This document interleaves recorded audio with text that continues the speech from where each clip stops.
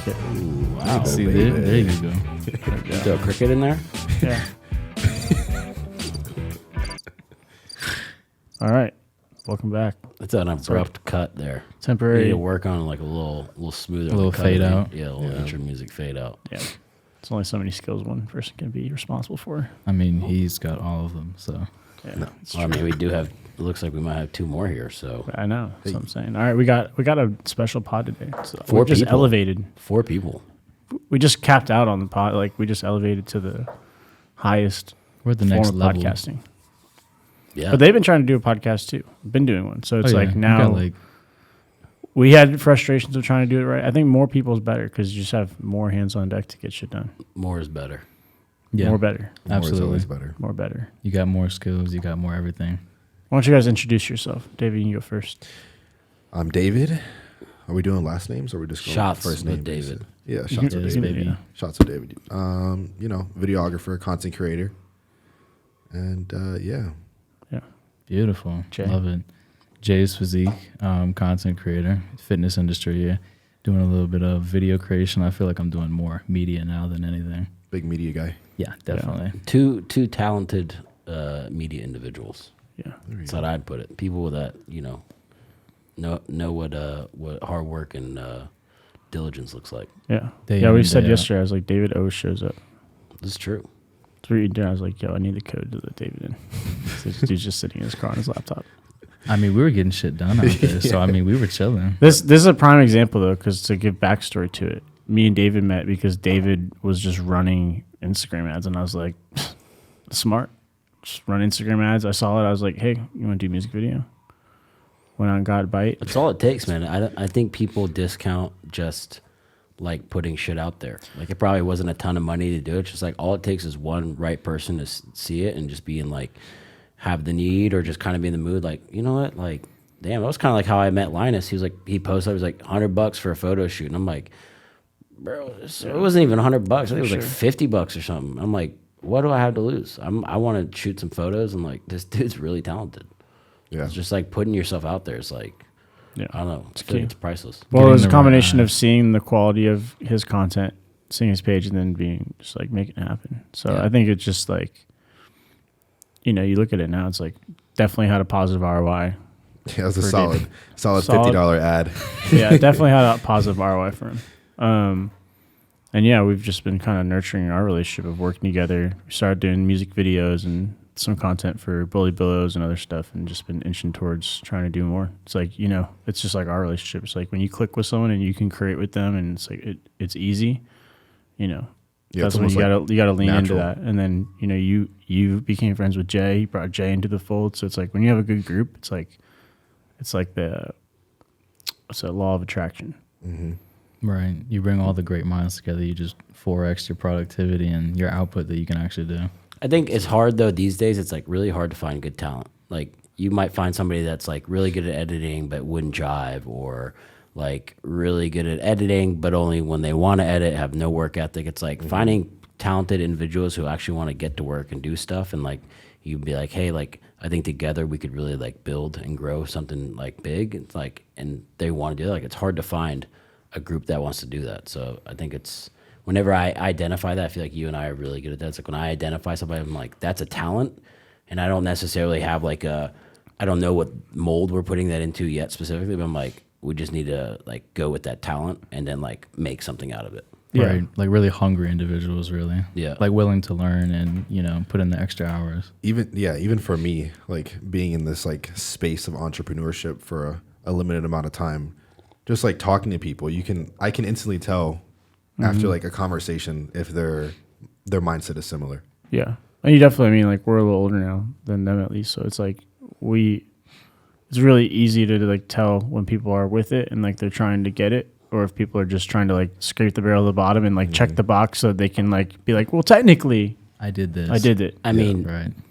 we've run into plenty of individuals that just like Yeah. talk the game, and then you meet them and you're like, bro, like Come I've on. been there before. I bullshitted my way, and like you can sell that to somebody who hasn't done it, but like, Yeah. bro, when you run into your past self, you're like, I'm like, bro, I see right through this, right? And then if you see somebody else who's like, yeah, like you're doing a lot of things that I wasn't doing before, but I can recognize the talent, and you could see the work ethic. It's easy to tell. It's like me, we're showing up on the weekend.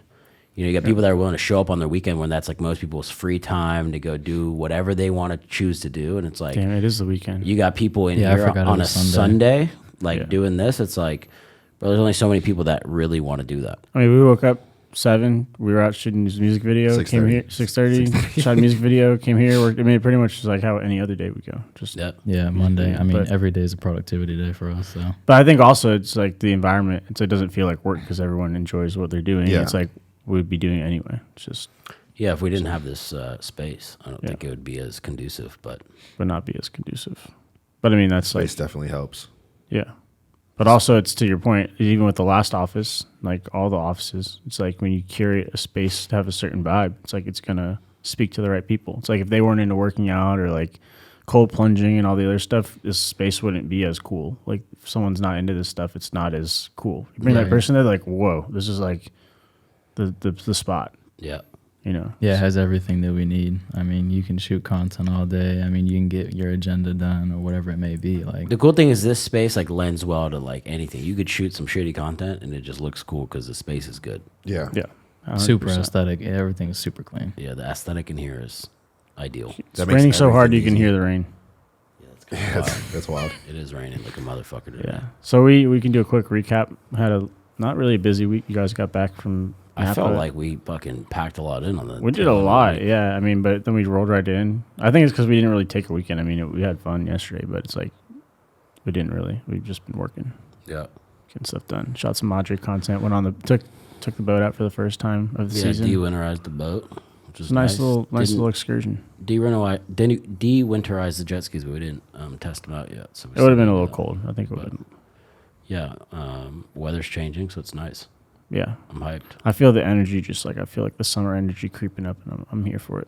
Me too. I think everybody's ready to come 100%. outside. 77 degrees. Yesterday everybody's felt good. I was like, I like it. yeah, I like We were really contemplating Shorts coming and a out shirt. last night too. shorts and a shirt. yeah. We almost did get go some shoot sun. last night. We sidelined it for the morning. I think the morning was a better option. Definitely a better call. Yeah, I think the energy would have been kind of low after a busy day. What'd I y'all mean, the shoot? sun- Music video? Yeah, we shot the music video this morning. Word. We got a lot of it's good It's funny shots. because I'm noticing like my performance ability is like much more natural now. So like we've done videos, and I've only really done music videos with David. The other ones I just shot myself or had Kelly hold the camera. And it's like if you watch the first ones and like some of the scenes from this one, I'm like, damn, I actually look like way more natural, Yeah. not fumbling my legs around. But also, a lot of times when we shot music videos, it's like I just cut the song and I'm like, all right, let's do the video. And so I don't know all the lyrics. Like maybe if there's other artists listening to this at all, they'll understand. It's like you would think you make the song like you know the lyrics the best, but like I make so many songs, I'm like, wait, what comes next? one is Which it? one? Which one am I like? Yeah. So, but it was a good time. Yeah, it was great. I mean, we got a lot of amazing shots. I saw it on the computer, and then we got a lot of BTS, a little bit of the vlog. Like, Yeah, we we got got a lot of footage to go through. Yeah. I think it was like 200 gigabytes in total worth of footage. Yep. Good God. So we How, got how did plenty. you get into videography, David? Maybe you can share with people out there. I've always been doing videography, honestly. Like technically, you know, like Yeah. grabbing my mom's little point and shoot camera and just making little dumb videos when I was a kid, and then just progressed. As for like a DSLR when I was in high school, and then I was just that kid with the camera in high school. Then from there, just kept moving on. I kind of stopped for a little bit, and I was like, I don't really know what I want to do. Then I used all my savings for for a Sony camera because that was like all the hype. Get a Sony camera, and then kind of just flourished from there. Honestly, then I started taking it serious, actually making money off of it, and I saw the potential for a business and just kept working at that. What was the first time you charged money for video? So I think that's the first roadblock for people is like being confident enough in your skill to be like, I can charge for this. Yeah. What was that first shoot for you that you charged for? If you remember it. Well, the thing is, I made money just because I'd be like, it's free, but if you want to, you know what I'm saying, tip. Yeah, give me a little Yeah. cash Give out. me a little I something. mean, you have pretty good business sense. I'll say that. That's something Yeah. that stuck out to me when I first met you. So Yeah, I mean, now he's all about providing value before anything, and that just brings people back immediately. Anyway. Now, yeah. I'm not sure, honestly, because I did a lot of free shoots and people would pay me like without me asking, and then I like after a while, I wanted my skills to be there, so I was confident within asking somebody for money, you know? So maybe, I'm trying to think. Honestly, I couldn't tell you the first actual shoot because it wasn't high numbers. It was like, I remember I started out with $2 a picture, and I was scared to ask people for that. $2 a picture. $2 a picture. Wow. I mean, I could like, man, that's a great deal. And then this guy shows up, like, you're like, oh shit. No, literally, I had a guy. He was like, oh, $2 a picture. Yeah, take as many as you want. I took like 100 pictures. He was like, wait, this is $200 now. I was like, yeah. You used to take as many as you want. Yeah, I went home, edited him the same night, turned him around. He was like, can we do payments? I was like, all right, dog. That's that fine. kind of client. Well, that's the first lesson you learn. It's like, you know, you sell a cheap service. It's like, bro, you get the people that want the most for the least. It's nuts. Yeah. It was like websites, like doing a $500 website. That guy wants like a $3,000 website. He's like 20 pages deep. Yeah. So many revisions, updates. They think they know. They're like, man, this should be included in the cost. I'm like, what the fuck do you know about? How do you? What There's are you a whole talking description about? of what is included. Yeah. On it. Like Fiverr is a great example of that. That's true though. It's always the least paying clients that like Are the pickiest. so annoying. Yeah. You know? Jay, how'd you get into like social media? Because you started out posting and building your own personal brand first, and then you've just been more exploring cameras more since then. Or tell us a little bit more about that. Like, I mean, he got me into cameras. I mean, my like first videos, I was making little Minecraft videos 10 years ago, 2014. Oh yeah, that was it last night. I was like, yeah, I never played Minecraft. So like, I've never met a man that hasn't played Minecraft.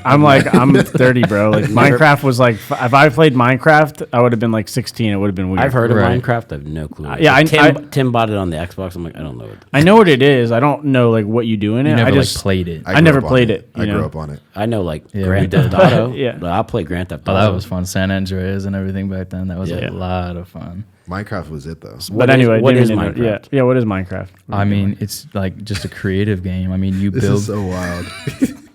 It's really like it brings out the creativity in you. Honestly, What is it like though. Sims? I feel like a little ass kid right now. I don't know.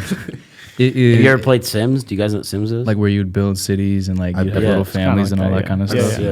I mean, it's kind of like that. It's the graphics are definitely a lot lower. The thing Everything about- is super yeah, blocky. The very basics of Minecraft is like a survival game, right? But then like within Minecraft, there's people turn it into different things. So Yeah. it could be like a war game, or it could be like It's Player like, versus like player. a world building game. yeah, it could be like just fighting, just building, just like a survival like. a whole That's the bunch of best way different to things. put it. I mean, like people. I mean, you start off with a dirt house, and then I would build like cities and mansions, and then I would sell it for a couple $100s, and then they would put that on their server, and everybody would play it. So I started with that. I made YouTube videos, speed building. People really liked it, and I started doing like streaming, Twitch, and all that stuff. And I would always pay attention to like what bigger YouTubers did, and I would try and mimic their captions, their descriptions, their titles, and I would always mimic it. And I had like a little notebook, and I would take notes with that. And eventually, I kind of fell off of it in high school. I tried to like get off of playing video games and like wasting my time, so I kind of fell off of it for a while. And then towards the end of like high school, I got back on social media, and I took everything I learned from playing video games and YouTube, put it on Instagram, started building a following that way. And then I just used all the same stuff, started posting consistently, mimicking bigger influencers, stuff like that. And then I got with David, and he introduced me to camera gear and higher quality stuff that kind of propelled my whole like social media. And once I saw the results of that, and then I could charge for like a valuable service that I could provide, I really started taking it a lot more serious, especially the camera aspect, because having higher quality content, people really want to see that versus like, you know, little BlackBerry phone that I was recording on before. But how'd y'all meet? Y'all just like through social media or I was locally or? so I like when I first started, I was just hopping business to business. Like I was just asking them if they needed photos. Sure. And he was working at one of the dealerships. Yeah, I was a little detailer. I was washing cars at the time. Yeah, and I was like, "Hey, do you guys need pictures?" And then I guess he saw me with the camera, and he came up to me and started talking to me. Ooh. He was like, "Yeah, I do gym stuff," and he was wearing like super baggy clothes, so he just looked like was a like, no way. lengthy, skinny guy. Yeah. And then he showed me his page, and he's just like ripped. I'm like, "The hell?" I was like, "Let's get a workout A in." downlighting dog. Yeah, The funniest part about that is like, you didn't even think I was going to show up that day. I was like, let's get a workout right after work. Let's go. The gym was like 5 minutes up the street. Literally. And Well, so that was the big thing. Like for me, every time I brought up working out with people, they'd be like, "Yeah, we should work out sometime." And then I'd be like, "Okay, let's go like in a couple hours." And they're like, "Nah, man, I can't make it. Like maybe next week or something." But like I asked him, and he was like, "Yeah, let's do it tonight." And then ever since then, we've just been going at it. I mean, that's like Owen earlier. He's like, "Yo, man, like, you ever got like open slot for me to work out? Like, let me know how." I was like, "Yeah, tomorrow 7 a.m. You want to show up? You can work out with me." He's like, oh, really?" I was like, "Tomorrow 7 a.m. Do you want to show up? Like, Let's you run can it. work out with us." Like, I don't think people realize like we work out like that every day now. yeah, It's not like a. It's not like a little regimen thing. It's like part of lifestyle. It's part of every everything day, we do. 7 a.m. But that's the way I go about it, and that's like kind of why we clicked, is because everything that we said we were going to do, we would actually do. Yeah. And that just kind of propelled everything from me helping him and us talking about social media. He started taking like gym pictures and videos and helping me.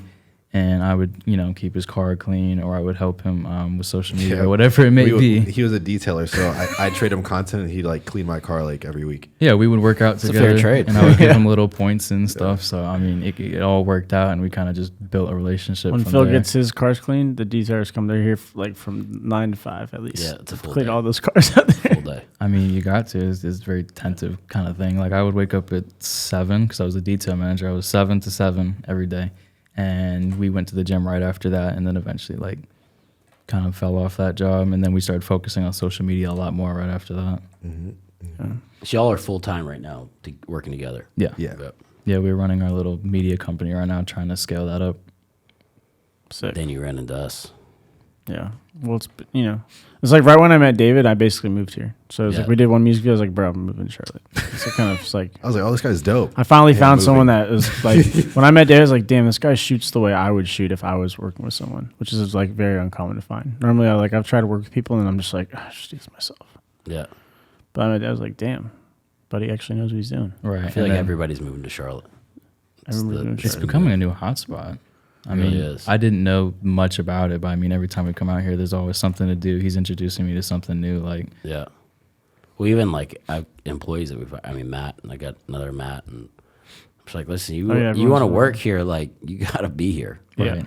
This like It makes a difference. I'm all for like being able to work remote in the car on the road because I think that's an important facet. But I'm also Yeah. like, bro, if we're gonna collaborate and do shit, like you need to be in this vicinity. Yeah, and if like- you're not, and you can't show up when I be like, hey, like show up tomorrow at 7 or show up tomorrow at 9, and you're like, oh, I gotta drive 3 hours. I'm like, bro, that's only gonna work a couple times. Like if you want to be a part of this, like you need to be here on site. And it's Yeah. like we just let people go that don't want to do that. And Right. like there's people that try to tote that line, like, no, I can. no, you need to be invested. I can fully. like fake it. I can like make it happen. I'm like, no, bro, this is no way. Just catches up. It's like you're not going to build something great if you can't be there, part of the team, part of the culture. I mean, it's like I was starting to feel it felt disconnected. Where it's like you come and you're like, there's a whole team of your people that work every day. Yeah. I'm just not part of that. Yeah. You know, It's just so much more convenient in person, like rather than having to text somebody and wait for it and like literally, Right. hey, like, well, There's like an- what but we the do, there's so energy- much stuff that happens on the fly. I mean, think of Yeah. like we were doing the Blaine things. Like I lived in Raleigh. It's like what are we going to drive? Like it's just not convenient. It's not as conducive to like peak. The peak day can productivity. shift so Yeah. quickly that like you have to be on site because it's like, yeah, we might not have a necessary plan on a certain day or for a certain time period of the day, but it's like shit just comes up. Something might Things happen, happen.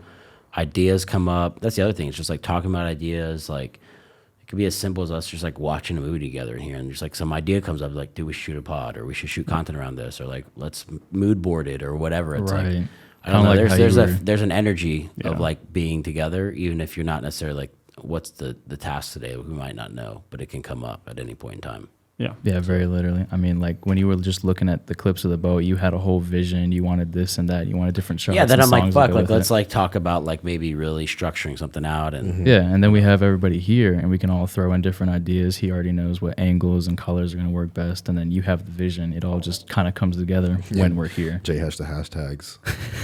There we go. It all goes together. Depends on the week, dog. Yeah, Depends on the week. facts. Yeah, but no, I think it's a big testament, especially creatively. It's like maybe that works better. Like you're a computer engineer or something like that. Maybe that's like works well remotely. It doesn't really matter if you're in person or if you're. I mean, back remote. end things, yeah, maybe. But like when you're creating stuff, and it's like even just setting this room up this way, it's just like it takes a lot of energy to just like set something up like this with one person and be responsible for all this just technical equipment and it's a like the lot. shot Right. and the way it looks and the cards and the batteries. It's just like it can be a lot, like scaling that up beyond, and then like everything post production versus when you have a handful of people to like I assemble. mean, there's a reason people build teams. Just Yeah. makes everything a little bit easier. I mean, having multiple eyes, some people will notice different stuff as well. Like he Yeah. might be so busy doing one thing that he doesn't notice the other thing. Like that light back there kind of died, but I was gonna say Yeah. nothing about that. Yeah, the light did die behind you guys, but it's all right. Damn, David, you're slipping. We're just inching our way, slowly but sure. I mean, we've come a long way on the podcast since the first episode. I feel like. First episode was in a van story. Yeah. we need one more person. How many episodes do you It's guys never on the have? pod. Well, normally Tim's here too, I would say. Yeah. This is an impromptu pod, but normally Tim's here and he kind of helps get everything set that's not technical. But yeah. That's a lot Yeah. of fun then. Yeah. I mean, setting up the podcast, I mean, everything looks beautiful. We're all kind of working together. And then you two had different ideas of where we should put the lights, helping each other out. Like that kind of teamwork, it Yeah. really it helps out a lot rather than, you know. I figured that's how kind of all of how everything would go, honestly. Right. I mean, having a team, that's very important. Yeah. And like Matt was talking about, like, you know, Yeah, that's just everybody being scaling there. it up from here, right? Like, let's just like, we got a lot of, we keep talking about low hanging fruit, just like stuff that's like at the sideline waiting to get called in. I think it's easy to feel guilty that it's like not to tackle the low hanging fruit, but then I also like think you can't discount like the timing of it too. It's like, yeah, tackling low hanging fruit, but with like the wrong people might ruin the opportunity, right? Where it's like if for there's sure. low hanging fruit and you're patient, it's like the fruit's not going anywhere, but I want the right people to pick off the tree. It's like, you know what I mean? It's like, Yeah. it's like what's worse? Say it's like freight, right? It's like there's nothing worse than having a great truckload sending and the driver fucks it up, right? Yeah. You know, it's like you want control over that. So it's like sometimes it's worth waiting for the right people. So it's No, like I as- mean, it's like I have great ideas for where we should take it, but I'm like, I don't have all the technical aspects myself to like really plug it in and like take it and make like the most optimized route for it. And so it's Yeah. like having the right people where it's like, yeah, let me run this aspect of it, and then you run that aspect, and then like you're running this one. It's like together that it's like it makes it a success. If it was just like us, just like that, and something else, it's like who knows, right? Like we made just like we might get burnt out on it. Cause we're like, yeah, we just don't have the full capacity to do it. That's why it's hiring like integrators, people that are like very skilled at this certain things. It's like that's what's gonna make it succeed. Oh, definitely. Like allocating different tasks to very specific people. I mean, he's solely Yeah. video. And That's then, been huge. Just having Jay, like just me being, making the actual content. Now I literally can offer a whole nother service having Jay. yeah. Like, Yeah. It's I mean, we do huge. It's literally literally like everything. It's literally half of what I do. And So now, not only can you offer just videos, but your clients, like we're gonna have that meeting with the real estate. We can offer them the page management. We can offer them literally you know, everything. Like they can be completely hands off. They don't have Just- to do anything, and just then having the us money do just it. flows back and forth between us, and then we can just keep reinvesting that. I mean, it all just works together. Exactly. that was another thing I liked about Dave. It's like every time he got paid, he comes back the next shoot. He's like, oh, I got this camera, this Yeah. gimbal. He this just thing." reinvests it. So, He yeah. doesn't go spend it on dumb crap like we were just talking about the other day. He's not out here spending it on the non-essentials like alcohol. He's not traveling. He just spends it on his business, and he keeps growing it, Spends getting a better hustling on stuff. Facebook Marketplace. And I did no, literally. And I don't. The thing working is, like, people down. it's not literally. It's not like I don't feel like I'm missing out either. Like 'Cause it's you're not not. like damn. Like I wish I could go out instead of buying this piece of gear. It's like I'm like, oh, I get this piece of gear. Like comes Yeah, out because my Right. way. you're focused, so you're like you do it, then you buy it, and then you see it's like, oh, this makes me this much more either faster, more nimble, or like my Yeah. the Experience is the better. product that I'm able to give is a lot better, so then I could charge more. It's like you see the ROI when you're doing that. It's much more fulfilling than just traveling and like, oh, cool, I wasted a whole weekend in Puerto Rico or whatever the fuck it may be. Not to say it's not fun. It's just not. It's on my- fun. It's a not on great my radar. experience. Yeah. Yeah. We'll get there. So how did it feel to have your Facebook account shut down? This guy. I was. Oh my god. It's like Yeah, David, for context, David there's a didn't- guy named Alex Gappy on TikTok. I was like, it was on the For You, and it was like a live stream. And I got like, you basically paid him like $10, $15 to like prank call people. So I was like, all right, I'll get in the queue. Like, you just skip the line. throw, That's how I was going. throw the clip up there. Throw the Yeah, I'll clip throw up the there. clip in. And I was going to have him prank call Phil, but he was doing engagement photos. So I was like, I don't know if the timing's right. Did you see the video? Yeah. So I was like, he was like, your Facebook account shut down. You're like, All right, man, it's cool. I don't really give a fuck. But yeah, I had him prank call David, and David's notorious for Not giving a fuck. getting deals on Facebook Marketplace. So He's like, the best part. Yeah, man, you've been hustling, like identifying some really good deals out there, and like we just We're not don't stupid. like that you're making money We're not doing stupid. that. Yeah. Right. I was like, this sounds dumb as hell. Like, get out of my phone. I was like, So we're gonna have to shut down your Facebook account. David's like, yeah. he's like, okay. right. It's kind of stupid, but sure. I mean, he said after he said it's shutting down no matter what. I was like, then stop Okay. talking to me. Like, what are you calling me for, dog? Just to rub it in your face. just alerting you, sir. That was funny Yeah. though. Yeah, Then that was really calls goofy. me. He was like, "So you're getting your account shut down," and I was like, "You fucking asshole." You dog." would just get on the Facebook app and it would be shut down. They wouldn't even call Yeah, I you. was. So he was just like, oh, he was actually using his brain. Yeah. That's was really funny, funny, though. dude. That was funny. I mean, but most of your like gear, like a lot of the Tired stuff that over we there? got. A little sleepy, huh? It's been a long weekend. Yeah. Long weekend. A lot of activity. Yeah. We've been doing a lot this week. What's the best equipment y'all have gotten recently? Like, what's been like the real? what's made a difference in the content that we've made? Yeah, or like It's yeah, funny. just like Technically, I bought a $6,000 camera. Jesus. FX6. Yeah, but honestly, like You've used it 3 it's funny. times. I bought that camera and I was like, this is gonna be a game changer. And then I bought a like $200 gimbal, and the gimbal has been more of a game changer than that camera. That's how it is sometimes, though. Yeah. Well, I remember when I got a Blackmagic camera a few years ago, and I'm like, I was so excited about it. Built it. It like looked awesome and cool. I'm like, this thing's fucking heavy. It's got a Just big not ass efficient. battery. It doesn't have stabilization. My workflow is twice long. I got to grade every clip, and then it just was like Yeah, unforgiving. Yeah. And you're just like, damn, and this was more expensive. But you feel like you feel like I need to make this work, like to justify that I have this thing now. yeah. For And me, then it you was go like- back, you're just like, this just doesn't make sense. It felt like the next step. I was like, all right, this is the next step. And I feel like it's not the next step. I feel like where I'm at is kind of pretty dialed in. Now it's just about expanding on where I'm at. Well, it's funny because we did that YouTube video, and it's like out of all the equipment, I was just like, for this video, I just knew it was like an important video for you. So I was like, I'm just gonna use my tried and true camera setup, gimbal, everything that I would like use if I was like in prime Matt Hubble videographer days. Mm-hmm. Best video I made in a while. I was like, Yeah. fuck, why does this look so good? It's Yeah. just like my old setup. That setup probably cost like $900 to build now. A7R2 and that 2414. Yep. I remember with when that essential A7R gear. came out. That was like the camera to have. I had that camera for like 10. I mean, it's falling apart, but I just love it. It's a good I camera. love it. What is that? The one before the 3, the A7 III? That's the one I had before. That was the first camera that kind of changed everything for me. The A7R2. It's Oh, is that more- the one you were vlogging on in New York with Ian? Yeah. Okay. It's funny when It I think looks about it. really good. I've been doing videos my whole life too. Like when you were talking about it, I was like, man, I remember the first camera I had. It wasn't even mine. I used to have these 2 friends in Wilmington. I'd go to their house like every day after school, and they had this camera called a Digital Blue. Remember this camera at all? It's called a Digital Blue. It was like this. It was like a toy basically, but it was like a little thing, and you could make videos and clip them up on the. It had like some software disc that came with it, and we used to like. We were really into Cirque du Soleil when I was a kid, and they had trampolines, so we would just make these like trampoline videos of us doing Oh, tricks those are so much fun.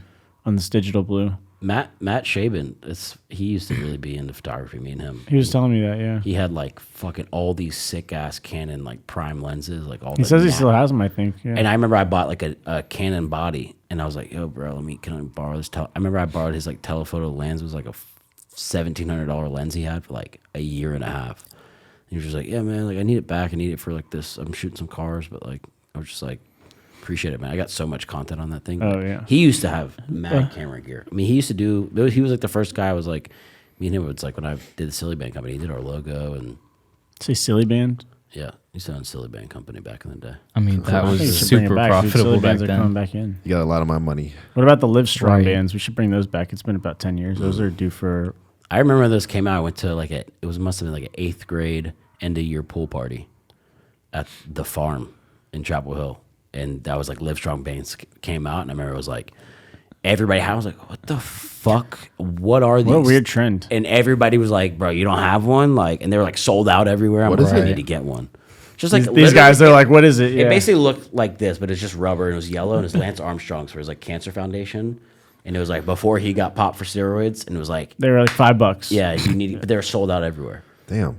And then people made iterations. Like everyone had a band company with their brand name logo. Yeah. Yeah, But was an that, and then interesting fact. remember there was that year I think I was in middle school or high school, but they had those balance. It was like a little band. It was like $20, and help it was you supposed to balance? make you balance Yeah, better. yeah, You yeah. remember? They do the thing. What Like, a push sh- over, I'm like, what the Yeah, it's like fuck? at the mall. They're like, I can't push you over now. And you're like, I guess you okay. can't. And then it's just like at the mall spending $20. They on this really got people on that one. I remember some dude like debunked it. He's like, bro, what the fuck are y'all talking about? I just remember my They dad just, like, being push so people over. so frugal because my dad's a pilot, so he's going to Shanghai all the time. He comes back, he's got like 50 of these things. He's like, he's so frugal. He didn't even the balance band he had to go get in Shanghai. He couldn't just get one from the mall kiosk for like $15. He's like, no, buddy, I got these for like 50 cents. Were you guys around when those baseball necklaces were a thing? The fuck is up? Oh, I know you might. No, I'd never played baseball, so I'd never. Yeah, I mean, it was just popular. Even It was just one of those things. It was What like is middle it? school for me. It was just like this necklace. It was like that- a cord. no, it was I like a remember cord those. necklace that baseball players would wear. Yeah. It was like made out of like cord, basically. I forget what yeah, material was. something. Yeah, kind of like what they put the shark teeth on at the beach, so it wouldn't like Yeah, mess you Yeah. it up. was like the same. I remember those. Yeah, That was a big thing. yeah, that was just Nah. one of those fads, just like Yeah. the silly bands and First camera I ever messed with. Then my parents had like a little point and shoot. They actually used to have like the handy cam with like, remember the DV, like the mini DVs Yeah. that you had to like, and you didn't want to rewind it too many times because Yeah. you didn't want to fuck the footage up. Yeah. What are you guys So talking they used to about? have one of those. That was a while ago. They had a old as point and hell. shoot. I used to play with the point and shoot. And I remember I used to make videos around my neighborhood. I would make like, I'll have to show you guys some of my first videos on my hidden YouTube channel. Yeah, my dad always had cameras growing. Like we have just like albums and albums and albums and albums. I remember like growing up, my dad always took photos, and we were all so annoyed because he was like, "We're taking a photo." Now I'm really thankful because like just got like course, yeah. so many albums. But then I got into skateboarding, and so like that's when I got into like video and editing because we would skateboard and we'd have like a fucking tape. It's like the tape. Yeah. Put in, and then like I remember I went to Europe and like we skateboarded in Poland and like we had that and like they would always That's get fire. fucked up. They're like living Tony Hawk Pro Skater IRL. You're Yeah, like, and then "Damn, like we're in Poland. I'd go to skating, this. I'd go to the skate park and like finally like some nicer cameras came out, and then you'd like go to Lowe's and make your own handle for it, and put like the duct tape with the foam and like fisheye lenses, and then you get Fish into, eyes are like, big in skateboarding. yeah. fucking iMovie and Final Cut Pro, and So you were in the content creator world. yeah, I was just always so like now it's like. Because I was skateboarding, it's like everything to me is like you'd see a set of stairs. You're like, damn, I could think about somebody doing tricks. Like, what song would that look like? And, Right. like, That's just second nature to you Yeah. at this point. You Just just like- see the vision. Well, until I everywhere. made music, I always thought like, oh, what song would go good in here? And now I'm like, oh, I could just make the right vibe for this, which is nice. that's a different talent. Yeah, from start to Yeah. finish, you're just. But it's making funny when I everything. think about it now. I remember in middle school, there's this broad. It was when you were playing a 3-6 Mafia song. I had like a core memory unlocked. I was like, damn, you know what? In middle school, I remember I had this course where I had to go and like basically, it was like one of those classes where you could go do a bunch of different, like you could pick your own adventure type of thing. Like some people would go and do the module where it was like they had to learn how to make a bridge and like how bridges are made. And then I picked the one where it was like you had to learn how to like run a radio station. So I had to like go and mix a tape together and like, I remember I had like Neo, Chris Brown, Usher, 3-6 Mafia. It was like it's like all these songs from like 2000, I don't know, 4 or 5. You've been in the music scene, huh? Yeah, basically. Yeah, What he's I'm saying, been what I'm learning saying from is I've early. been at this. I'm like 15 years deep in the music game. Actually, I see. in hindsight. Damn. That's But yeah. helpful though. But Everything you learned back then is My just first- benefited you. My first camera was that A7R2, and I remember I was helping to open this auto garage, and I just started out taking pictures of cars, going to like Cars and Coffee, and then I like had the goal to message someone and be like, Bazanji, actually, I was like, dude, you don't have any music videos? Like, let me shoot music videos for you. And I just said it in a way where he's like, just I'm gonna shoot music videos. I show up. I remember the original gimbal that was like a crane, and it was like Yeah. a huge unit. So I had one of those at the garage. So I brought that, but I didn't have a case for it. So I put it in a suitcase, a purple suitcase. I've done it. And I'm first time I met Bazandri. Meet up at the Panera Bread. You know where in Chapel Hill. In Franklin. Yeah, you know the Panera Bread is. I meet him. I roll up with the fucking suitcase. He's like, "For what?" I'm like, "Yeah, there's a gimbal in there." We take it out. We do like this shot. It's totally overexposed. We look at him like, "Damn, I gotta redo this." Damn. And I think it was That's me. a bad feeling. Yeah, but I was like, he knew I was serious. I was like, "No, we gotta redo it, bro. We gotta make it better." And then I just never put the camera down. My first camera was a legit camera was a Canon Rebel when the first So model you had, that right? came out. The Yeah, T5? I had the T5. And then Live. I'd shoot photos at the skate park, and then like I'd walk around my neighborhood and I'd set it up and like set the timer and like do it. And then I remember I got like a nicer one where like you had the Canon app where you could like See it? click it through your phone yeah, to get yeah, the photo. yeah. Just like I'd just take photos of myself. Like I don't know. I was always just fucking into that shit. It's fun. So I appreciate Yeah. content. Like when I see good photos or good video or good edit, I'm like, yeah, I know what it takes. Yeah, you know somewhat what to goes get there. into So I'm it. like, I respect the craft. yeah. Yeah. I mean, 100%. Kind of going back to what you said, like how the A7R2 was your first camera.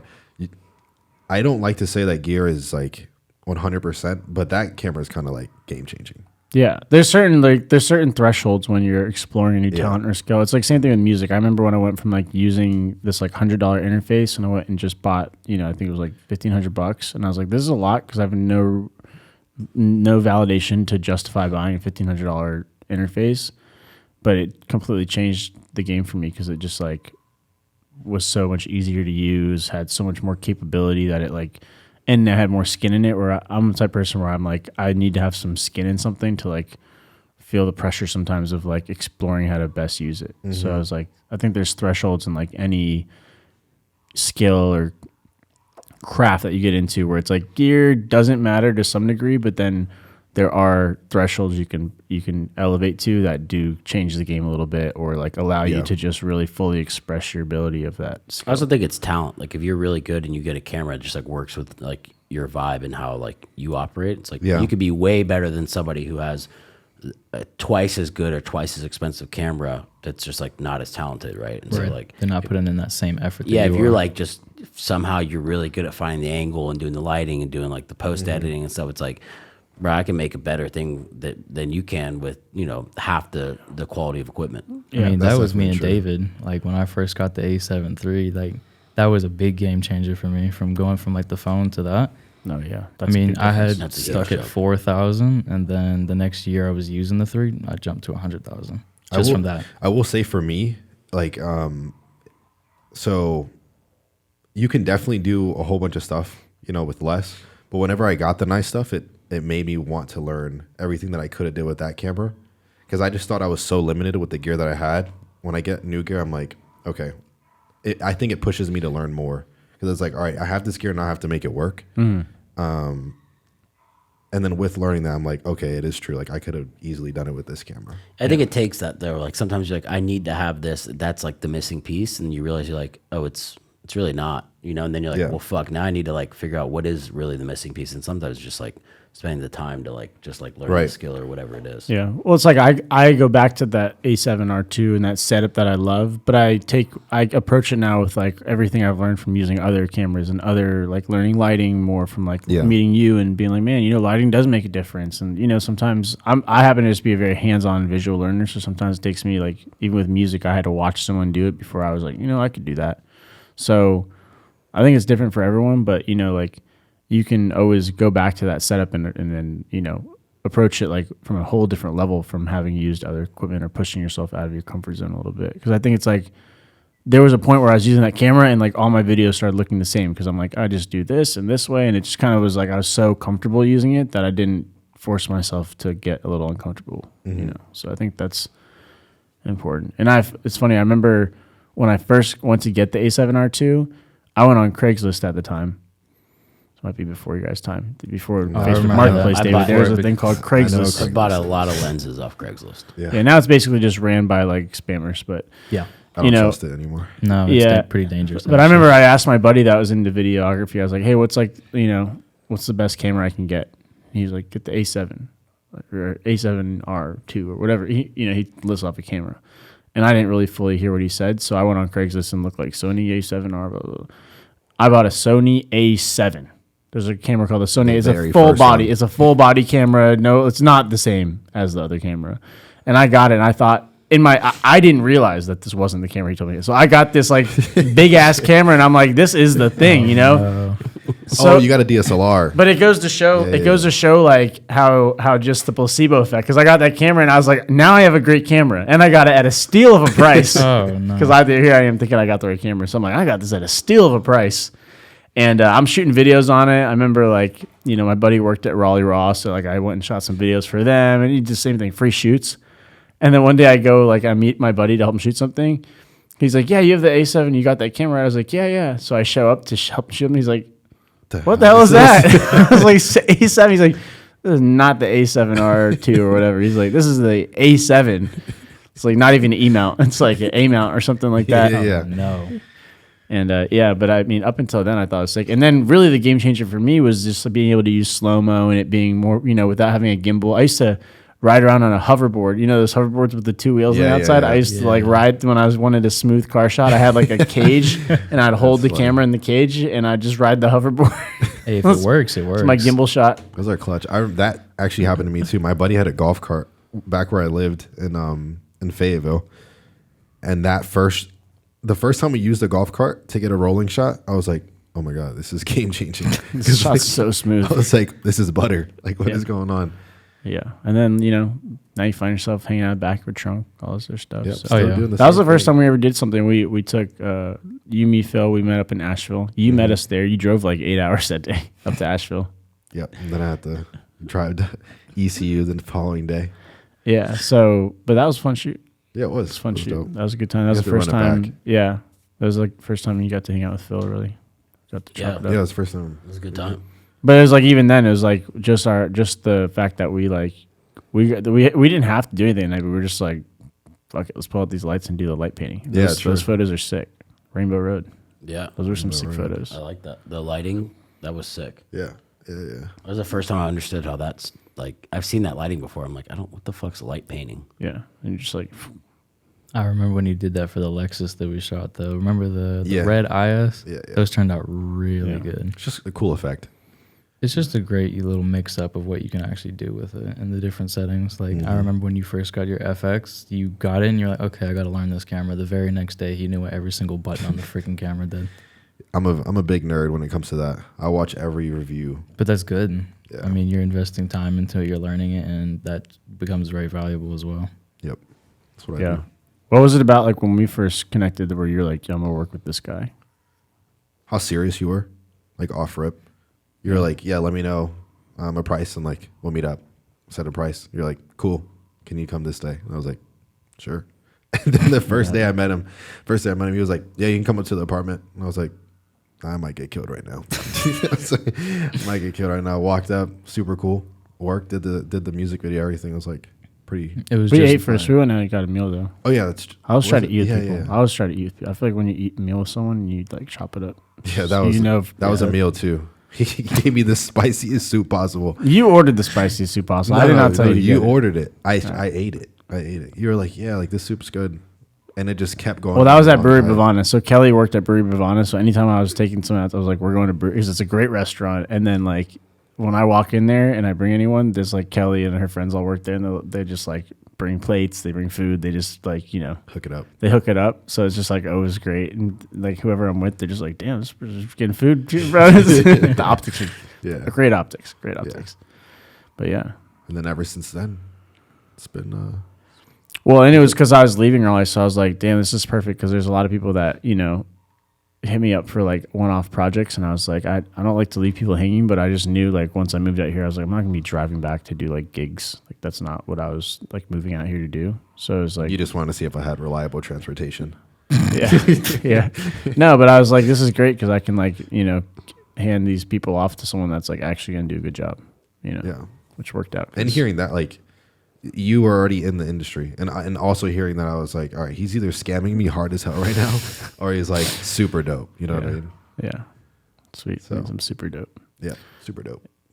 What is like what was your vision when you first picked up a camera? Did you think that was gonna be like your full-time gig, or you just had like a interest in it at first? Or how like Like when I when you taking first it started? serious, Yeah, like Yeah. what did you? Were you like, I'm gonna do this to get by, or you're like, I'm gonna do this all the way? Like, So what was honestly, your mindset going into it? I didn't. So I was supposed to go into the Marines, Mm-hmm. and then I couldn't for medical reasons. And really, Same. No, I did the same once they found yeah. out. So once that happened, I was like, all right, I didn't know what to do. Went to school, didn't really click. Wasn't clicking. Then I just started working, and I was just working for like 6 months, no purpose. I was like, all right, I saved up a little bit of money. I started taking pictures with the camera I already had, the T5i. And I was like, all right, this is actually fun. And then my uncle bought a property in Puerto Rico. He was like, all right, I'm going to fly you out, take all the pictures for the Airbnb listings. And I was like, I'm not doing it on this camera. So I was like, I took all my savings, bought the Sony A7R II, and I actually shot it. I bought an A7R II with an 85 millimeter to take real estate photos. Yeah. And good recipe for disaster. They look great. It's just you can't see the whole room. And I was like, all right, well, I'm stuck with this camera. Now I have to make it work. And I was already taking photos of like cars and stuff. That's how I started taking photos of cars. $2 a picture. People started booking me a lot more. $5 a picture, $10 a picture, $20. Decided to up it, etc. Yeah, and that's kind of the snowball. What if it was like did that in video? Like, yeah, I charge per second in video. It's $1 a second. $1 a second. Yeah. I mean, you'd make a killing with that raw. Yeah, that'd be nice. Only an idiot would agree to that. But how did you get into social media? Like, when did you start taking it seriously? Like, you saw growth, or did you go into it like, I'm going to grow this account, or you just started posting and then it was like started gaining some traction? What was that like? Honestly, my first page I wanted to take very seriously, like 2014, back to the Minecraft page. I used to watch, I would watch a lot of influencers, like when Call of Duty was a big thing, FaZe Clan, and they had Censor and all of them. They were really big. And I would watch them. I was like, oh, I could do this. I know how to edit. I know how to shoot. I know what people like. And I grew my first page, the YouTube, to 10,000, and I was getting ad revenue.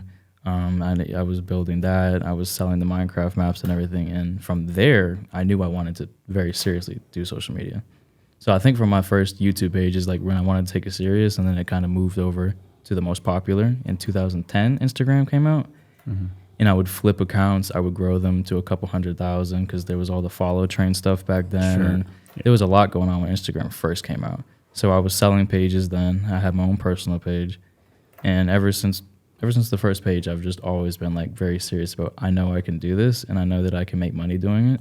And I had a teacher in high school. He said, don't do something you hate. Find something that you love to do in life and find a way to make money doing it. And ever since then, I just found a way to make money doing what I love doing, which is making content. Yeah, that's cool, because I feel like it's like your guys' generation is the main difference between like me and Phil's like formative years and like, you know, grade school is like social media didn't really exist yet. So it's like I feel like now people, and probably now even more so than you guys, like people are growing up with the like, oh, I can do that as a job. Whereas like that wasn't a job when we were growing up. I remember in 6th grade, color flip phones came out. My brother had a brick phone in Nokia where you play like Snake on it. And I got a flip phone for my first one. It was color from Singular Wireless. My brother lost his shit. He was pissed. I remember I had the candy bar phone, like remember the ones that were like, I remember I had this bird game on it. And then it was like, freshman or sophomore year, my mom picked me up from high school and she got the iPhone. And she was like, that was when the first iPhone came out. The first cool phone was like a Sony Ericsson. I remember the Sony Ericsson was like the first cool phone that had like an actual camera on it. And and what was it looked like a camera, right? It had the big camera on the end. It looked like the Sony like point and shoot. Yeah. And then they also had, what was the one that everyone had? The Razor. I had a Razor. The Razor? Mine got stolen from my gym locker. That's exactly. Bro, at my high school, like people would steal from you and like flaunt it. You would, like literally, dudes I was friends with. Rich flex. Yeah, it would literally be like this dude Lee, and like I come from my gym, like, where's my cell phone? And somebody'd be like, bro, Lee stole your shit, dog. I'd go up to him and be like, yo, man, like I heard you stole my Razor. He's like, yeah, I took it. I'm like, I'm like, first of all, what? And he's like, yeah, man. He's like, bro, like you don't need it, man. I need it more than you. I'm like, what the fuck? Brother, that's my number. I'm like, what the fuck? He's like, I already sold it, man. I made $200. I needed $200 more than you do. I'm like, what is happening? What the fuck is this wizardry that's going on? People back then. So really another had Drew Shannon or somebody. He was on the track team. He also had one stolen too. And he was like, we knew who it was. And he's like, yeah, man, like you're just like a rich white kid. Like you don't.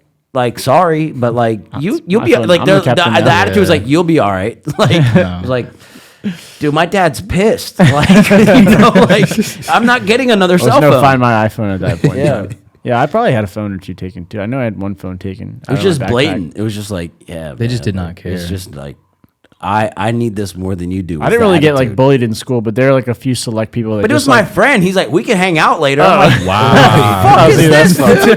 That's not a friend. My guy. That's how you get your Yeah, ass I wasn't beat. like bullied in high school, but there's just like a few mean kids that just like, I had my bouts with them where they were just like, you motherfucker, like I'm gonna select you to be the brunt of my trauma. that was definitely like my freshman, sophomore year. After that, it was like, Once I joined the wrestling team, we're the elite. I was like, it's not happening to me anymore. when I joined the wrestling team and I got like junior year, I looked way more jacked. I got my braces off. People stopped fucking around. Well, that's when you started throwing kids around. They were like, yeah, I don't want that to be me. Our school was reckless though, man. Like I watched teachers get beat up. I watched like security officers get beat up. There's these two kids called the twins. They had to be about like, I don't know, 5'8", 300 pounds a pop.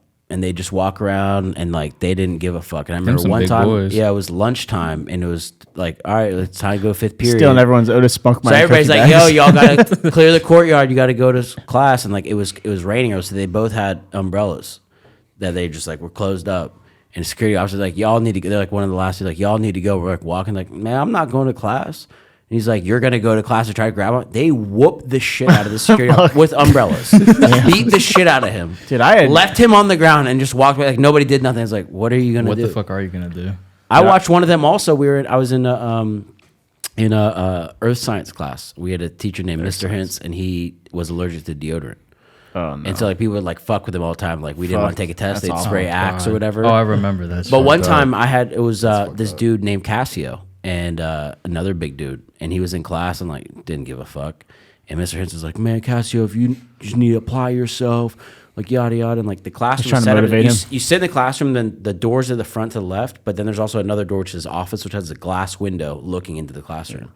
And Cassio was like, man, fuck you. And he's like, leave my class. And he gets up, acts like he's walking to the door, walks into his office, locks the door, throws the desk up, all his shit, like fucked it all. He's like, no, like he's losing his mind. Literally terror. It looked like a tornado went through it. Opened the doors, walked out, flicked him off. I was like, hilarious. I'm like, what are you gonna do, man? This dude is like, you can't stacked high school. stacked. Nothing Like, to lose. There's nothing you can do, and he just like left class. I had some serious shit happen, like serious incidents last. I remember one incident. I don't know. You might have heard about these two things. One incident. I remember I'm like leaving. Just like dating this girl in high school. She lived in like a neighborhood near mine, and my house was like I lived in like the neighborhood that was almost like connected to the high school, Panther Creek. And You went so to Panther Creek. yeah, and so they had this like next to Panther Creek. Was my neighborhood. And at the front of the neighborhood, they had like retail, Harris Teeter, a bank or two, whatever. One day, I'm driving back from this girl I'm dating, and there's like everything's blocked off. Every road is like makes no sense. Still like don't like have a cell phone, so I can't really call anyone. I was like, what the hell? I hadn't been driving long, so I'm like trying to figure out how to get home. And I finally like get home, and I was like, you need to watch the news. Like, someone's like robbing the bank up there in the front of the neighborhood. And I'm like, holy shit. I watch it. Fucking my wrestling teammate is robbing this bank. And like fucking, it was crazy. I'm like, what the fuck? There's a kid on my wrestling team that I just spoken to it was like around Thanksgiving time. And this guy ends up like getting shot by the police. Like, walking is like, didn't even have a weapon. It was like a police suicide is what they ended up calling it. Is like he like had something wrong with him or something. But like that was crazy. And then even crazier, the same year, there's like this kid that sits next to me in class. He was into like do you remember Juggalos or like, what was that? Remember Insane Clown Posse? It was like a band. Oh yeah. Okay. And there was like this look, and it just looked menacing. Like it just like the kids would like kind of that were like into that music. Just like the chain, remember those big chain jeans and like baggy jeans with the chains. They just look scary as fuck. Like you're just like, I don't want to mess with any of these kids that like. Yeah. And there's a kid that sat next to me. I can't remember his name, but I remember one day I'm sitting in class and this like police officers come in, and they're like interviewing everyone in this class. It was a Spanish class. And they're interviewing everyone and had no idea why. They're like asking about this particular kid, and like he didn't really talk. He was like, the kid that slept in class if he was there and things like that. But I remember being strange. And then on the news, I go back to my mom. My mom's like, she's a stay-at-home mom, so she always had like the news on. She's like, oh my gosh, this thing happened. It was like they had like tortured and murdered this like other kid at Apex High School. It was like a group of kids like took this kid out to the woods, like he was missing for a while, and then they found him, and they had like tortured him, like hit him with like tranquilizers, like all kinds of shit. I'm like, this is me in high school. I'm like, That what is sounds like going crazy. on? Like, there's like people getting murdered, robbing banks. I'm like, There was a kid. There was at our school too. There was might have been like a grade or two above us. I forgot his name, but his parents owned like a U-Haul storage unit place. It was like him and some other kids were like friends with some dude, and I forgot for what reason, but they like left school at lunch and like went and fucking whooped it, like beat the shit out of him, tortured him in the woods. Then like got the U-Haul. The parents like helped him get the U-Haul from their U-Haul place, and like threw him in the back of a U-Haul, and then like took him like out into the cut, and then fucking buried his body. Helped him bury the body. I think this is the same thing. Probably. Maybe Because it was like a group of like 4 or 5 kids. One of them wasn't even in school. He was like out of school. It was wild. Yeah, it was wild. Yeah, it was crazy. Yeah. And I remember like years later going back to like I was visiting my parents' neighborhood. There's like a Netflix about it. I'm pretty sure. I think there is, or they're making one or something. Yeah, Yeah, I they mean, are it was a making big one. deal. It was like because it's like that didn't really happen in Apex Cary. It was like Yeah. a. It was wild.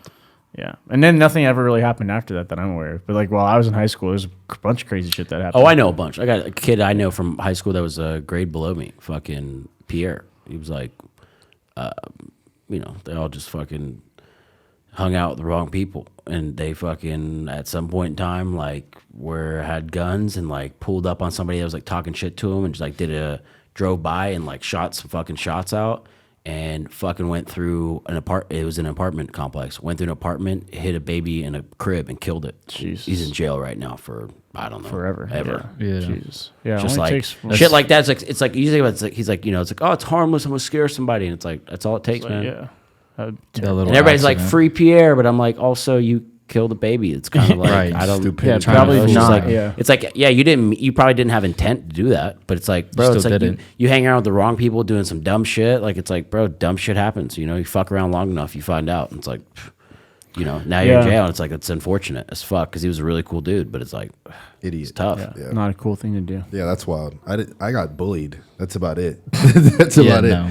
it. I got bullied pretty hard. So I went to this super ghetto school, and You're from Fayetteville, yeah, but Yeah, you grew up in Fayetteville. it was in Bladen County, which is the Outside of Fayetteville, or? Sticks. No, It's not Fayetteville's Cumberland County. Bladen County is a county right next to it. No, I'm saying so it's not Fayetteville. It's like Fayetteville's the place that people know, and then there's like some county outside of it that you were at. Okay. Yeah, it was Sticks. And I went there literally every week. I was in a fight with somebody else, just because it was a ghetto ass school, and everybody would try to run stuff, and I just have a hard head. I'm like, nah, No, this isn't happening. like no, and Delete my account. every I'll take the ban. and I was like, this isn't happening. Every week a fight. My parents were like, okay, we should probably change this school. Yeah. Yeah. That's why we ended up moving to Cary, because I went to like West Johnson and there was like meth heads and everybody was messing around, beating the There's some teachers up bad and shit. schools. Yeah. Yeah. Where Like I'm in Johnson Chapel County Hill, was like shit. people thought Chapel Hill was like this really like nice buttoned up town, and it was, but we did a lot of wild shit. Yeah.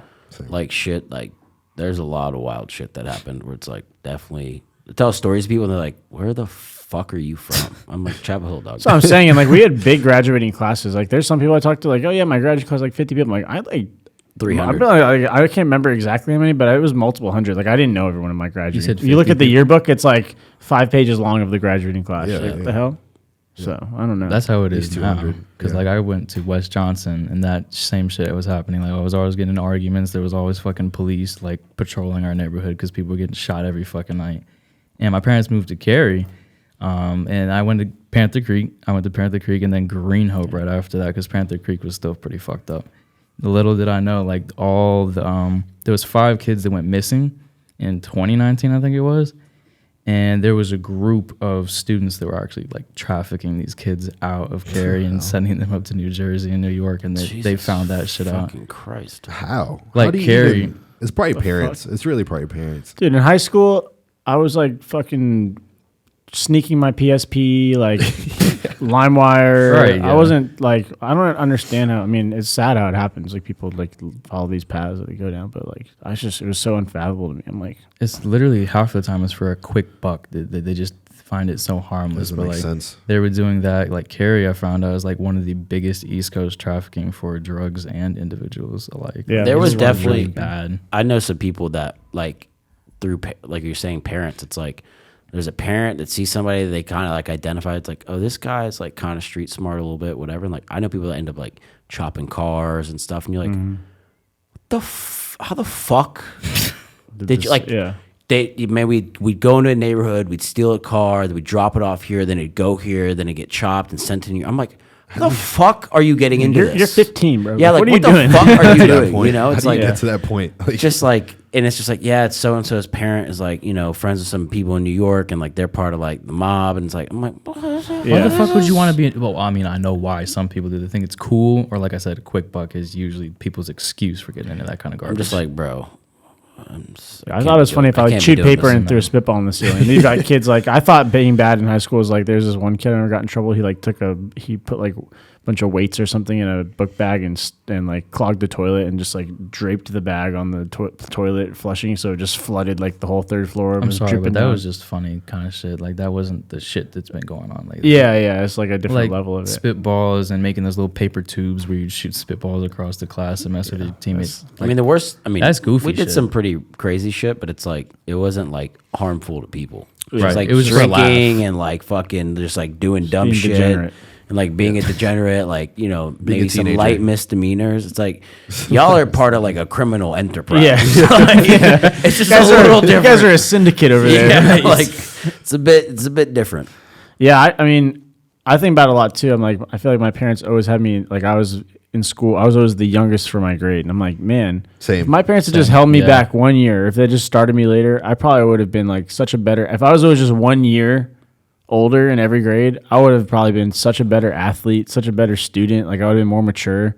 Like, damn, why did they make me go to school so early? I liked it, honestly. I liked did being the too. youngest I person. graduated. I mean, if you look at me like my freshman year of college compared to my senior year of high school, it looks like I ate myself and became like, Yeah. fucking Super Saiyan. Like if I was like wrestling that season, I probably would have crushed. But yeah, that was, you went crazy after that when you yeah, graduated. I went So I'm a nuts. different person now. Yeah. Yeah, I didn't play any sports really, so I played senior bother year. me. That's it. I was like 120 pounds junior year, and Little guy. I was really light, like pipe arms. You already know that little story.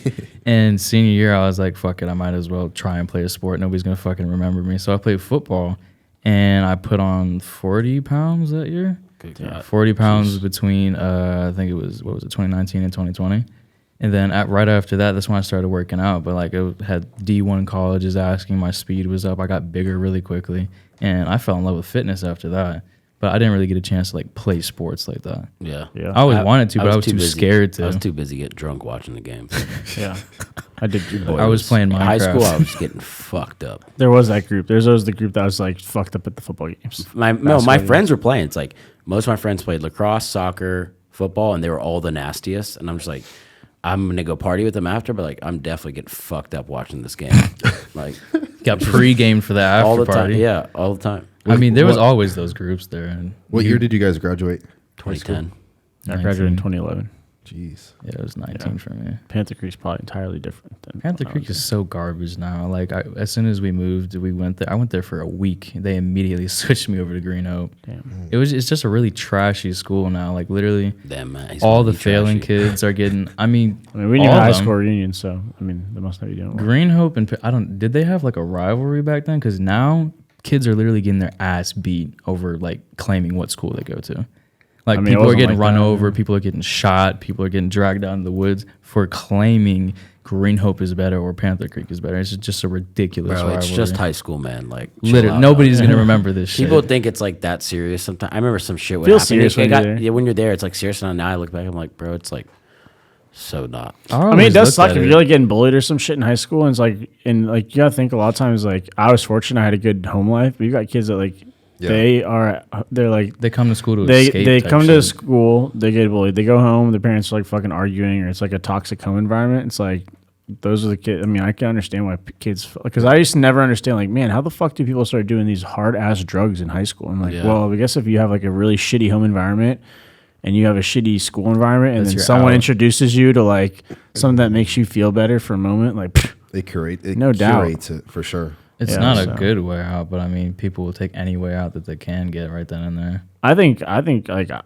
homeschool. Like if I have a kid, I'm like, I'd probably homeschool him. I wouldn't. No, I would not. I No did way. homeschool up to 6th grade, and I had no think so? fucking social skills. I didn't know anything about the academic system. I think It was for me, fucking the biggest, horrible. I always, because I went to private school growing up, and I was like, I need to go to public school. I just like felt like You private learn some school's real so- world shit. So sheltered. It's like, yeah, public school is like kind of like the Wild West, but it's like you just learn a lot. You pick up on a lot of things. Like you kind of get a little more street smart. Yeah.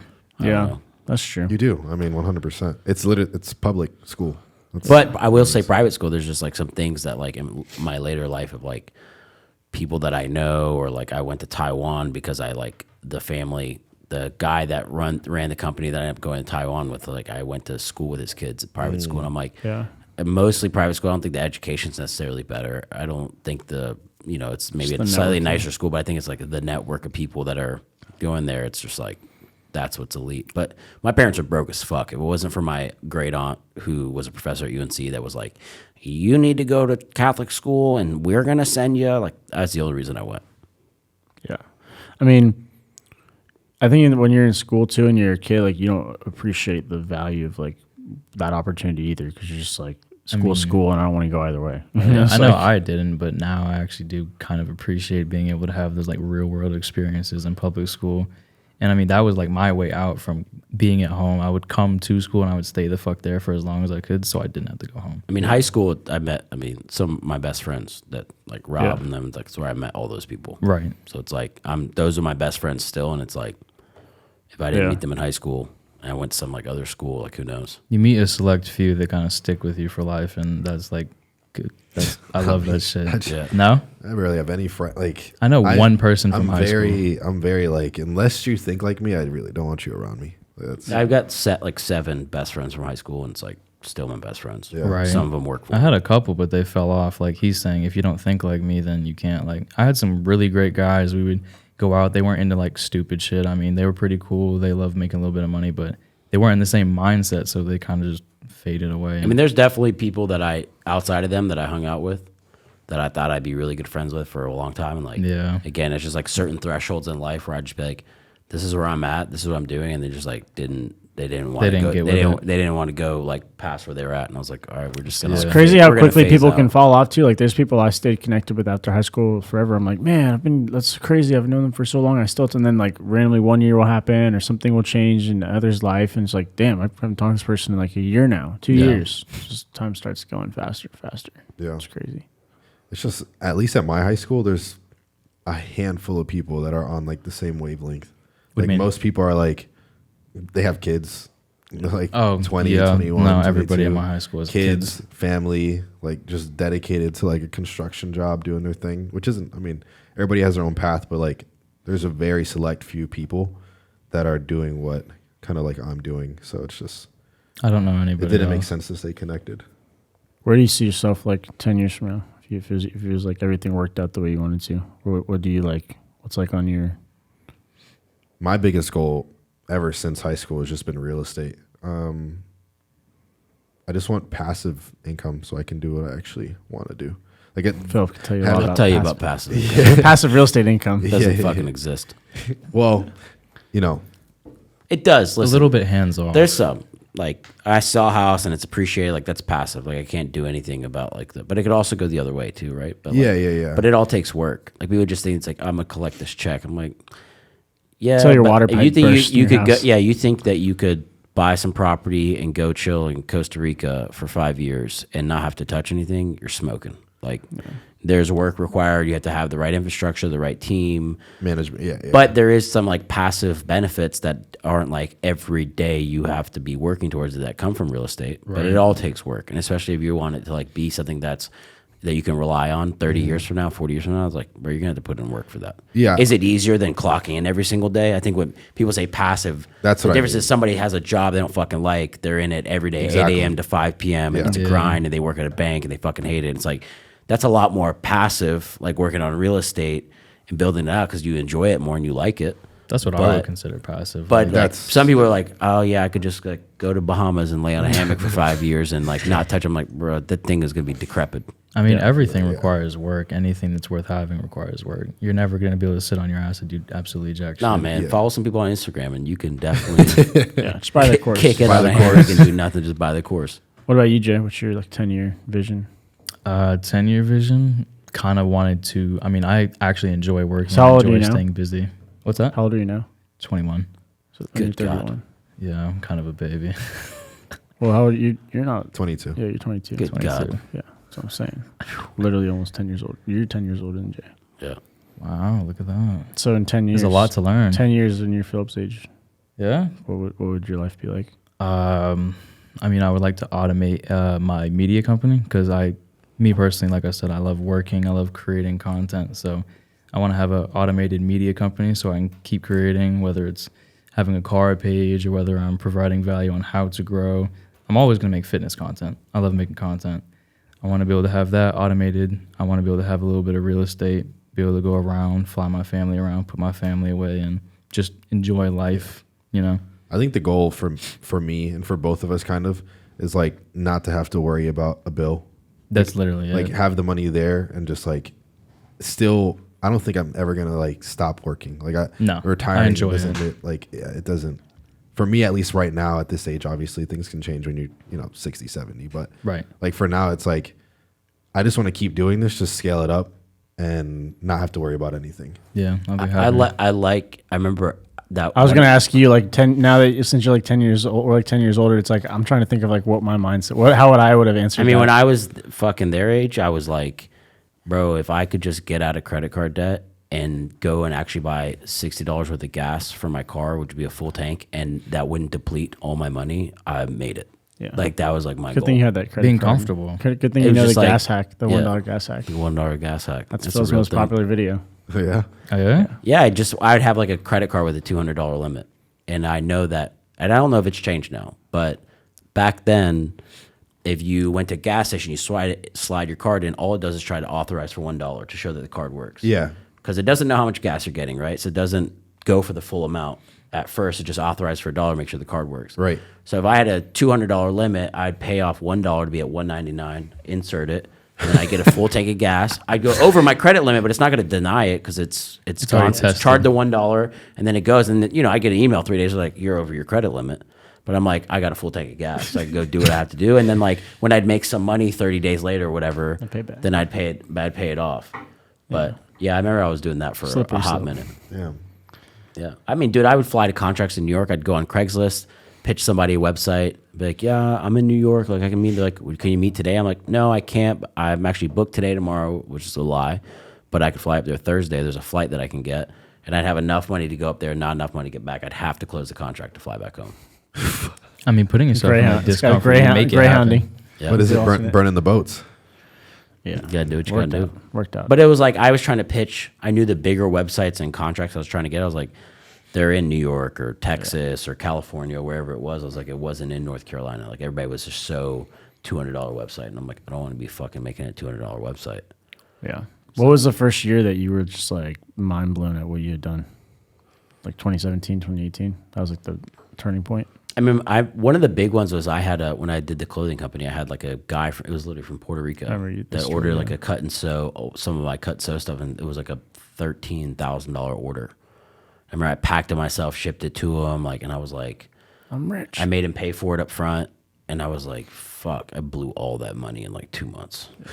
Sounds Went to about the bars, like, We made it, baby. easy. Oh yeah, fucking loaded, dog. Shots for everyone. Yeah. Fireball though. Fireball. 100%. No, Patron. I was fucking. And then I had a couple of like instances like that, and I just like blew it all, and I'm like, fuck. But that was like a culmination of like doing that a few times and things. And I was like, bro, I'm just like treading water in my hometown. Like if I'm in this hamster wheel, I'm like, if I'm gonna fucking do something, I gotta like, who am I hanging out with? What am I doing during the week? What am I doing during the weekend? Like, how am I spending my time?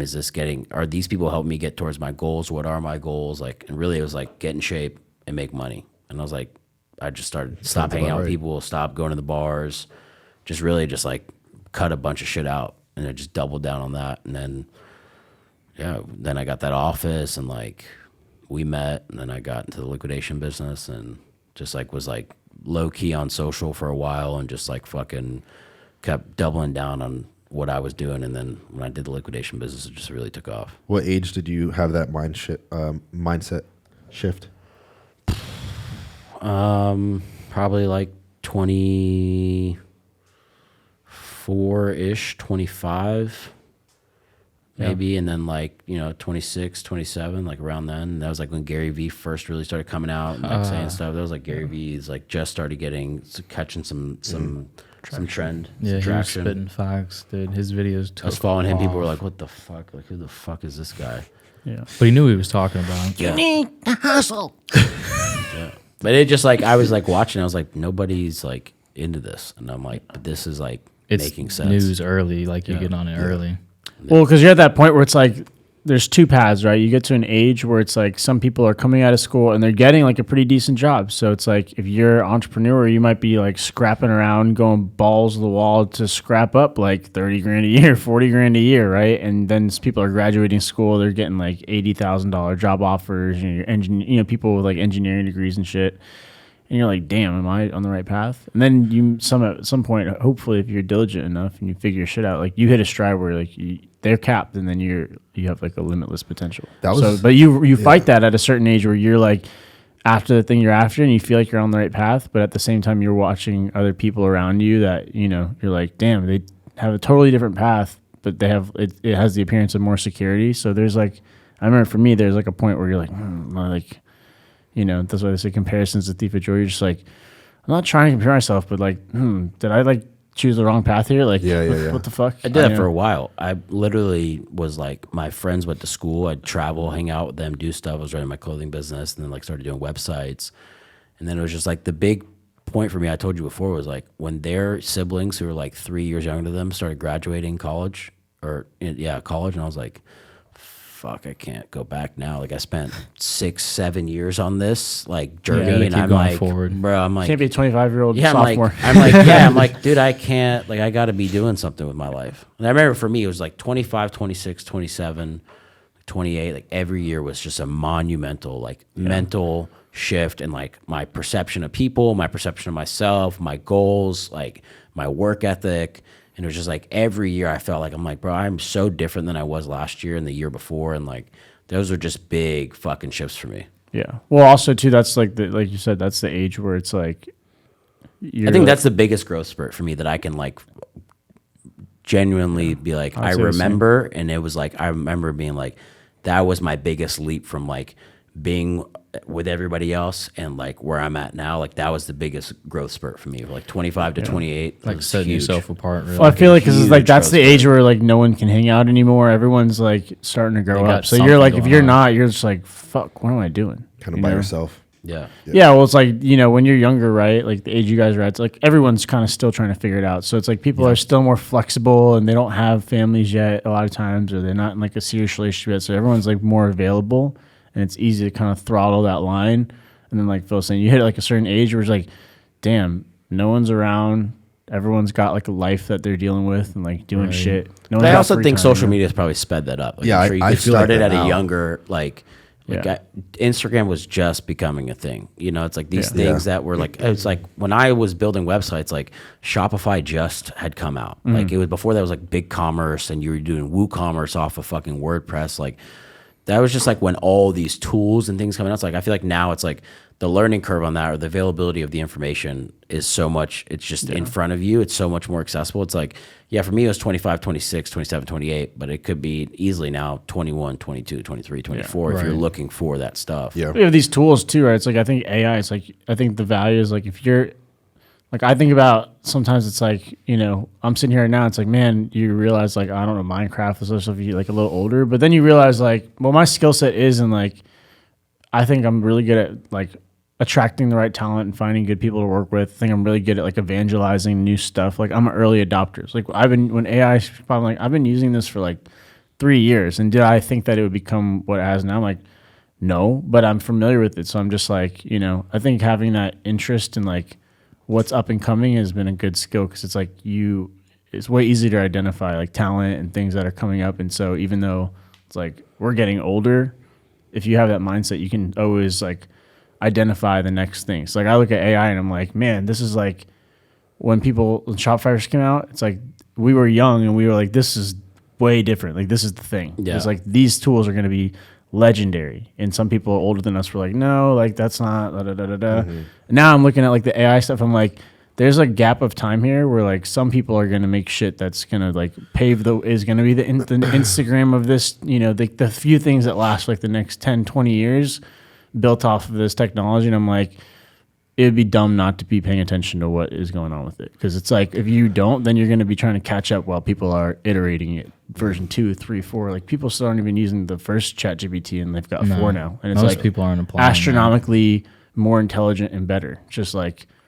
it's going to be a lot harder to close that gap for people that aren't. That's one thing I'll brag about Jay. He's 100% like that. Like this dude, like I told you, he's always constantly staying updated. And I'm like, what? Like, what are you talking about? there's just so much opportunity with it. Like people, you know how TikTok is going to get banned or whatever in America. People are already, there's American developers. There's this group that's like 5 kids right now, and they're developing a new TikTok using ChatGPT. And it's copied all of the algorithms, all of the metrics that the TikTok uses. Like looking at the screen, your camera on your phone is looking at your eyes to see where you're looking on your phone. It's pretty wild. I believe it. Everything down. And they're using ChatGPT to recreate TikTok. So when it gets banned, their app will immediately blow up. They're trying to do the exact same thing. It's pretty insane. Which is crazy. I remember there's, you've met Ritwick before, right? No. He's like an Indian kid I was friends with at Chapel Hill. Just super bright guy. I mean, but like he made this thing called Flappy, I'm pretty sure. It's like he was like learning development when he was young. He went to like, what's that magnet school in Raleigh? I can't remember. Like it was a magnet school, you know, for all the smart kids. But he had this like app that I'm pretty sure he sold when he was like 14 because they took Flappy Bird down. He's like, all right, Flappy Yeet. It was like playing off the Yeezys. The Yeezys were flying. And he sold this thing. He was 15. He's just never, you know, total life changing. So I don't know. All that to say, I think it's like, being aware of like what's coming up. It's like if you went into a room and just said that to people that had no familiarity with like AI, they would be like, that's so far off. Like maybe it's possible, but it's so far off, I'm not going to worry about it. When it's like, if you're aware of it, you're like, no, that's probably like really possible and like not far off. Cause I mean, there's a lot of potential. I think of it now, I'm like, man, these tools have probably been already doing a lot. It's like we have a consumer version now. It's like, think about how long like maybe the government or other people that have been aware of this have been utilizing these tools. Like I remember even Microsoft was like, when they announced GPT-4, Microsoft weeks later was like, oh yeah, like our whole model was actually ChatGPT, or was like GPT-4 the whole time. We just didn't announce that. Yeah. So people were using GPT-4, not realizing it and training that model. Yeah. A lot of websites develop that to help. And now it's like you can just take all these different large language models and like really build anything. And it's like, even thing I was explaining yesterday, it's like I don't fully grasp it, but I'm like, all I know is if you have a big data set, you can train AI on it, and then you can have your own AI that just like knows your shit. It's just crazy. That's exactly what I need to be running with my social media. I just have to find a way to implement it and put it on a macro and actually get it to automate. But the thing is, like, everyone's thinking, I think everyone with AI, they're thinking, like, how can I use this to, like, you know, shortcut what I need to do on a daily basis versus, like, how can I leverage this to build something that no one else is going to be able to catch up to? It's like, I think of that movie Limitless, right? Everyone was like, how can I get the NZT and, like, be wired on this thing?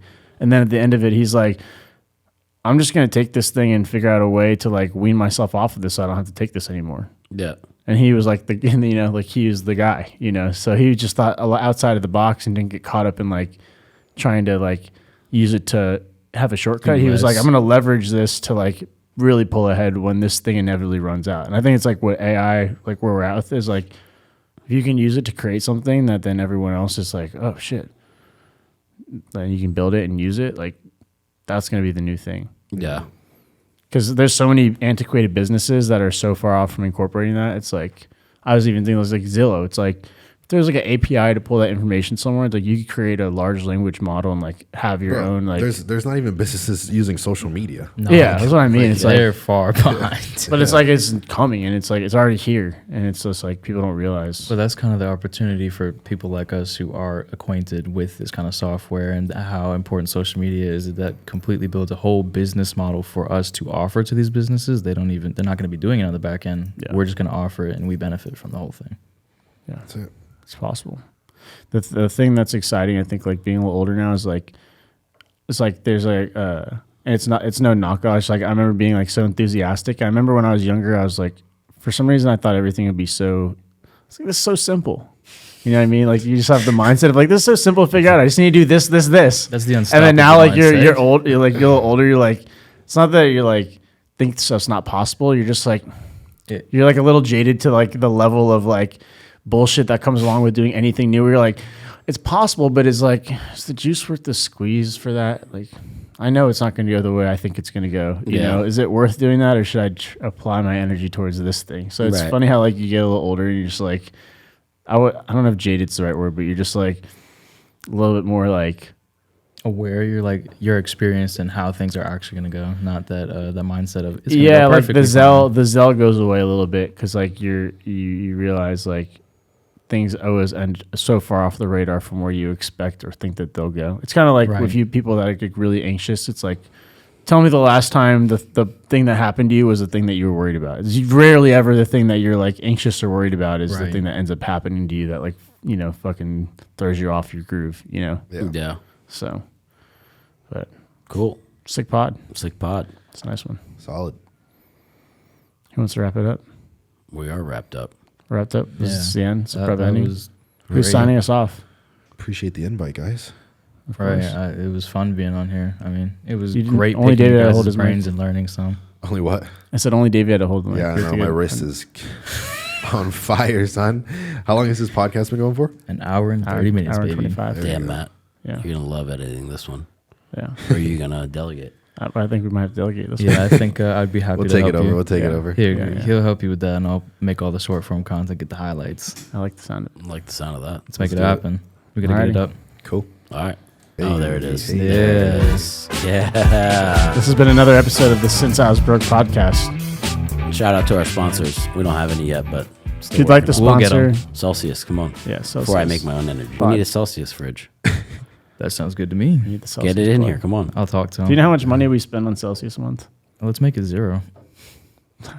I think Good. yeah. Because I I'm spending a love couple free more That could be your whole. That could spending be your whole a couple more salary. zeros than that. Yeah, that could be your whole salary right there. Yeah. Okay, let's make that Get us a happen then. Celsius fridge. Yeah. All right, we're gonna clip this, send it to Celsius. Let's go. I got you guys. Let's make it happen. All right. All right, Until next time. Back to the We'll outro. see you guys. Later. Peace.